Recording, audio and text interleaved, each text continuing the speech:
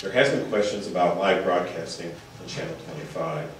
We would need to install an origination point at Village Hall, and we have construction costs of fiber, resting at $16,000. The other thing about video streaming to the web, it's possible. It's a $15,000 server plus $4,200 a month in bandwidth. Our investment by IT is $6,250, and that's not counting any of the streaming anything to the web, whether it be the audio broadcast or video. So that's where we sit the capital cost minus including operations to do this. And I think there's some basic policies that we need to run through as we evaluate doing this. You also requested that we prepare this report, dealing with expenses associated with preparing and presenting video recordings of the village board and commission meetings in Channel 25. And we've gone through the capital report. We've been dealing with this concept since 2004, when the village received access to its current Channel 25. At that time, there were significant deficiencies in the village auditorium, which was constructed in 1967, and we haven't made a lot of modifications in that over the years.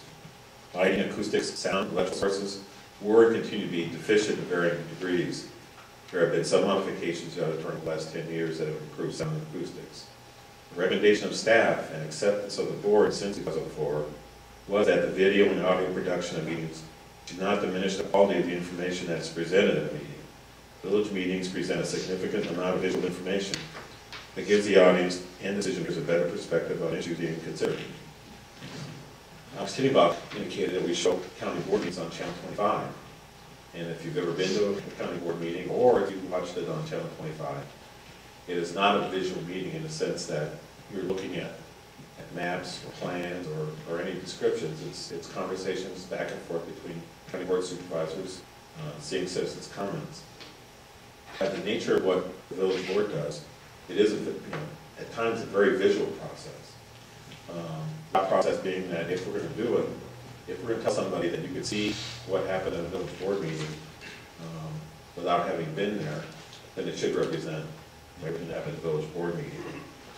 And that's really been the groundwork that identified the work the IT department put forward and what it would take to do this work from a capital standpoint, as well as how we present a village board meeting on video.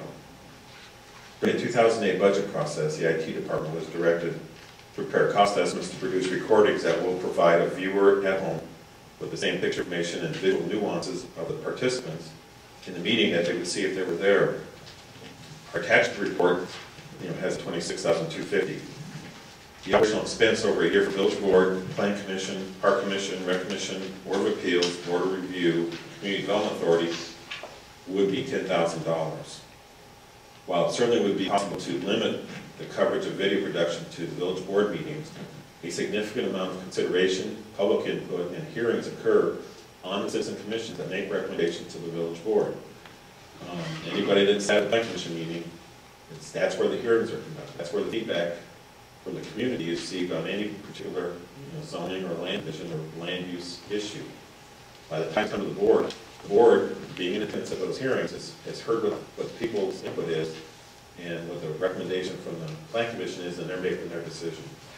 I know that some people might diminish the impact or the input or value of the citizen commissions, but I think Pleasant Prairie has done something a lot of communities don't do. A lot of communities put trustees on all of those.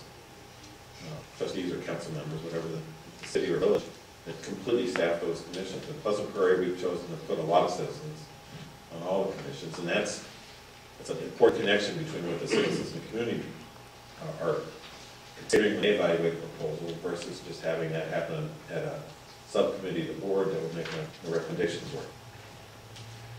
My recommendation for FY 2008 was not to fund video recordings of meetings. In the list of priorities for capital funding, recording meetings did not make a list in my recommendation, with our initial priorities of 1 through 20 being funded. And if you look at just to kind of refresh everybody's mind, or kind of when we went through the budgetary process, in the working session as well as the budget hearing, these were the items, and they're in alphabetical order, that showed what, in 2008, what was getting funded. Administration needed more voting equipment.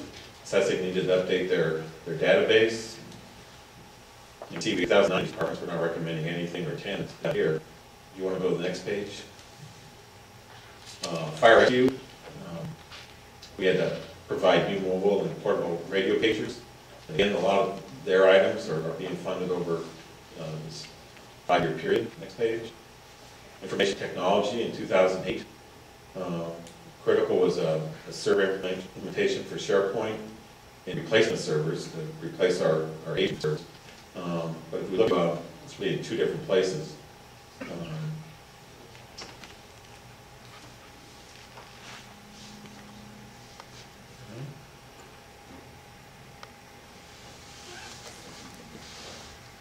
Needed multimedia updates. Here, I got it in 2010. And in 2009, I felt these other expenditures, again, were more critical, at least in the IT department, versus we had $30,000 for multimedia updates. Next page. Parks, we had ball fields, more, some ball field amenities, redevelopment of Pleasant Park. Next page.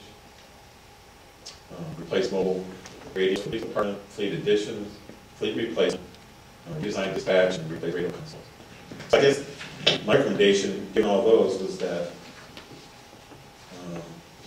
the village has made an effort with the newsletter, through the auto recordings that we're doing through the board meetings. We have verbatim minutes. That there is a vehicle for not just the village board, but all commissions to be heard in its entirety, or see the recorded minutes that usually are a little bit different depending on what's said at the meeting, and what, if there's any side conversation that goes on in minutes. But I felt, given the needs that existed, and I think it was a concurrence of department heads, I know it was a concurrence of department heads at work this session, on the board at that time, that we made our choice in allocating out the resources for the community, that that capital expenditure was placed later in time. The operational expenses will also be strained. I guess if we were to do it now, we would stop something else that we're doing in capital. There's something, we make a choice for something else we wouldn't do in capital. And I think our capital is going to be strained this year, just for the road paving we want to do, which is well over $200,000.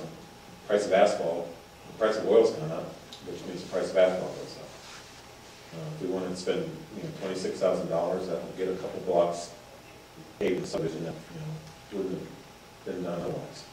The operational expenses of doing this is also, again, outside budget process. We've already adopted a budget, and our operational budget's already going to be strained to some degree to accommodate the impact of the severe winter we've had. We've already incurred some significant expenses related to snow removal, both in overtime and as well as in salt. The second shoe drops in that is the road conditions. This winter has been particularly difficult. A lot of roads in the village, and they require standard repairs this spring and summer as we get out of the thaw cycle, that we're going to do repairs that wouldn't have to do normal.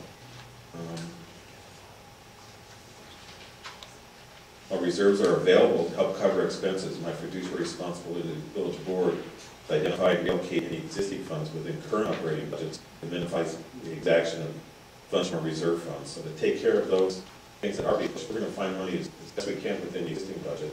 It really crowds out the ability to bring in something that wasn't approved in the budget process to begin with. For the current funding of Channel 25 services, the current budget year multimedia operations, the IT department are funded through general fund and the various enterprise funds. In FY 2007, the village board authorized a 1% franchise fee that would be placed upon the cable bill for Time Warner customers. Time Warner Cable would not agree to the charge because of the impending Cable Competition Act, which would change how franchise fees are collected, calculated, and distributed. The passage of the new cable bill, the village can no longer collect a franchise fee. Instead, we pay a 5% gross